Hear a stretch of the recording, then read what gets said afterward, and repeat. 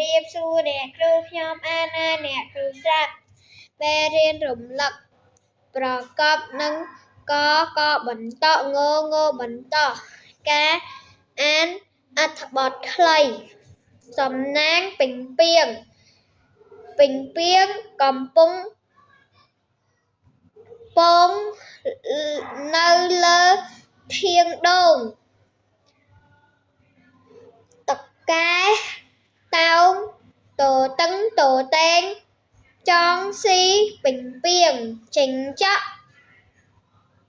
ដាស់កចងស៊ីពេញពាងដែរតុកែខឹង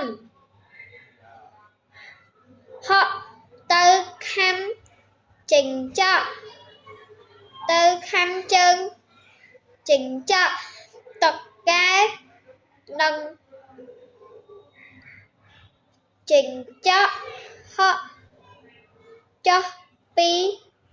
ធាងដូងពេញពាងពាំពងរត់ទៅ